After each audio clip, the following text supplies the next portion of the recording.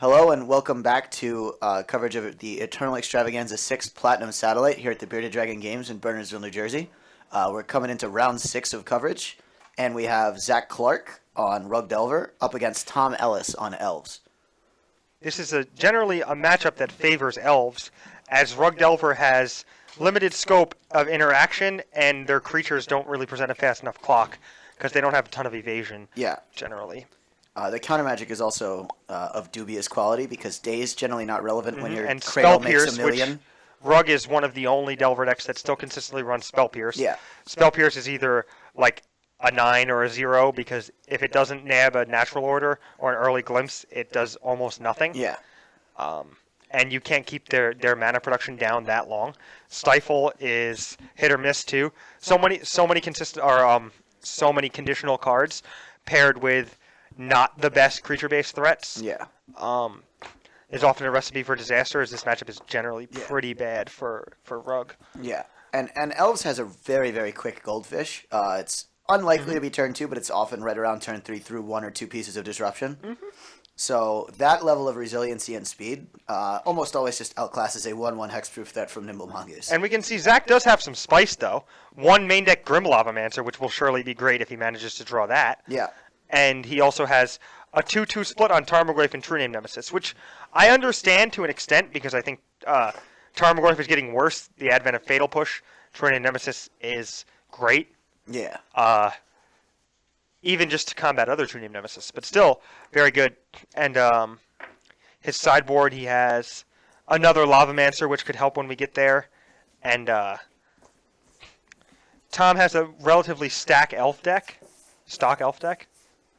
And a couple spice in the sideboard in Lifecrafter's Bestiary and a Karakas. I don't know if that is standard, because he has a main deck Crop Rotation and a main deck Nissa Vital Force. So sometimes we'll see a Bajuka Bog instead, but the Karakas is largely a concession to Sneak and Show, which is actually one of the worst matchups, surprisingly, because you're just a full turn too slow, and then you just get Emrakul. I know that when I played the deck, that was one of my most frustrating matchups, because it just feels like they just jam always. And then you just get Kozilek's So we've return. got standings up. Yeah. We got Jose Lopez, who we watched playing Shardless Sultai in first place at 5-0. Joe Brennan, who we watched with a couple interesting one-ofs in his Sultai Delver deck, also at 5-0. And then rounding out the 5-0s, we have Joe Stempo, who we've also seen on coverage today. With the 4-color Noah Walker, Oliver 2, Peter Stokes-Jurek. Yeah, Control deck, which is a sweet deck. I really like that deck. And then Hang Zong on Sneak and Show still up there. We watched him play earlier. And Thomas Ellis, who we'll be watching now. Yeah. And he's obviously on Elves. We'll recognize the name Jesse. He was our Eldrazi player who played the really tight 3-game set in round 4.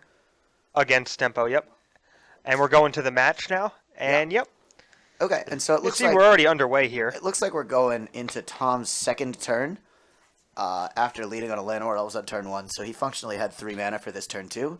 And he's deployed a Deathrite Shaman and an Elvish Visionary, which will cycle. Elvish Visionary is one of the most important cards in the elf deck in almost every matchup, as the body as an elf is super, super important, and it puts a ton of pressure on the opponent because it immediately represents them playing the symbiote and the symbiote loops. Yes.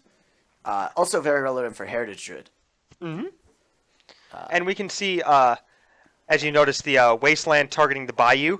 Super important there as well, because getting Wasteland to target anything before Kyrian Ranger comes online is super important too. Yes, because Kyrian Ranger lets you pick up his costs, so it's not something you can actually respond to. Automatically brick Wasteland, Yeah.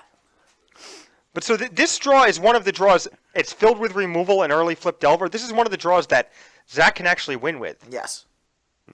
Now, with this Kyrian Ranger in play, he's going to get to reuse that forest. He's going to get to pick it up. And if he has something like a Heritage Druid and a Glimpse, this turn's going to get disgusting very quickly. And the thing about Elves, furthermore, is that you don't really know what piece of their puzzle was the missing piece. Yeah. So it's really tough. He actually does have a Heritage Druid and a Wirewood Symbiote.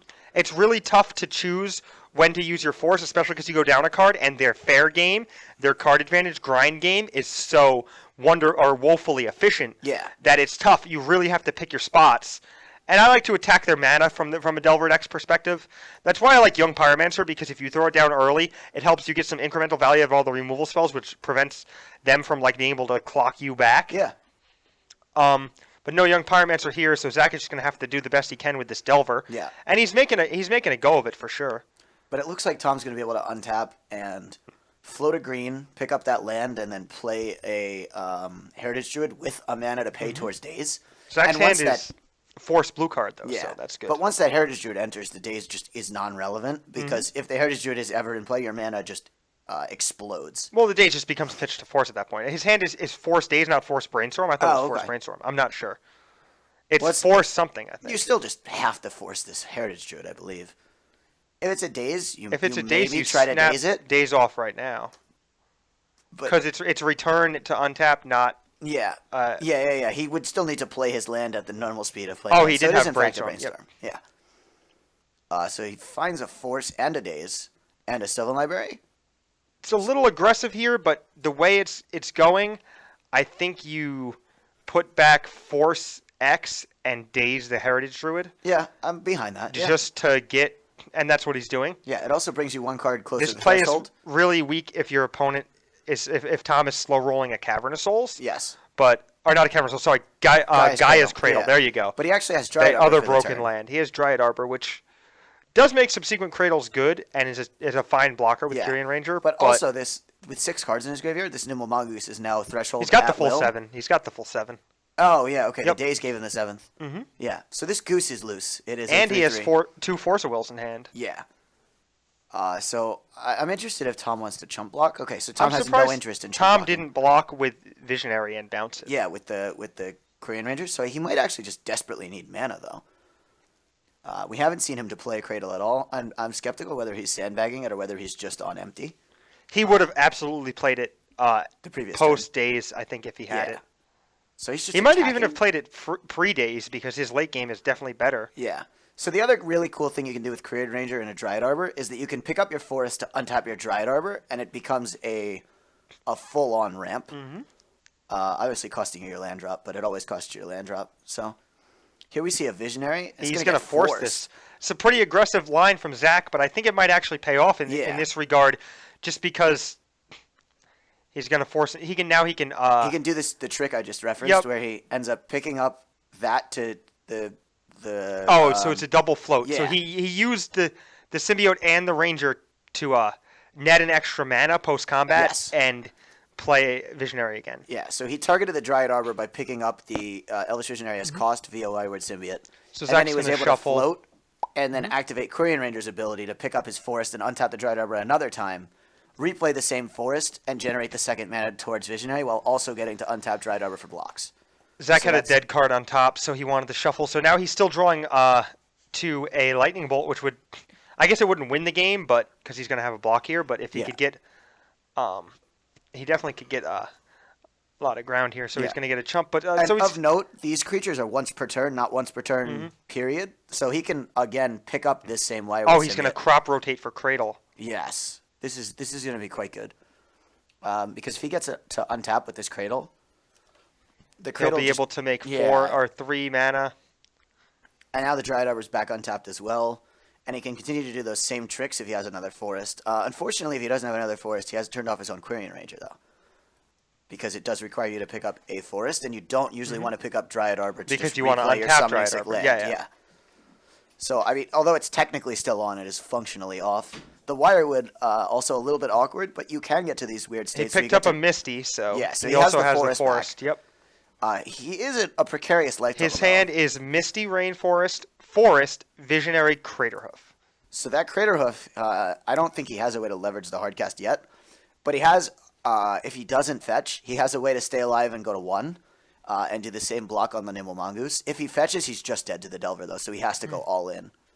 So he must think that he can go all in right now. Yeah. Do we know if his hand has a glimpse? Are we sure it's a forest? I think it. Well. He had the forest because he bounced it, right? Oh, you're right. Yeah. So he elected to fetch a forest instead of playing a forest. I'm not totally sure. We may have the why. life total wrong, or he may just feel like no matter what, I think he he's can't at 3. get there. I think he's at 3. It makes sense. This seems strange though. Why would you? Because if the forest is already a forest, like he must have some kind of draw chain. Oh, it's a Nissa Oh, Vital it Force. wasn't Crater Hoof. Okay, there we go. That makes a ton of sense. Yeah, that makes much, much more sense. Because now he can regrowth a card. I don't know that making a Reality Smasher does anything on this board because you're at 3 now. What is he going to do? So I think you regrowth. Oh, he can untap his Cradle? Yeah. That's interesting. You could do that, yeah. And then the Cradle generates 3. 4 because it becomes a creature also. So the Cradle just makes 4, and then if he has like a Natural Order Does he have Natural Order for the win? That's crazy. That would be bonkers if he has... Oh, jeez. Does he have it? Oh, it makes 8! He's gonna hardcast Crater. Wow. This is insanity. This Nissa Vital Force has just shined so much right now. And he does in fact have the Crater Hoof. That's game. Yes, that's game, yeah. 5 creatures, so plus 5. It's just lethal without the Crater Hoof. And then with the hoof, it's a full 20. Yep. This is insanity. That was an awesome play by Tom. Yeah, I did not see that coming at all. Yeah.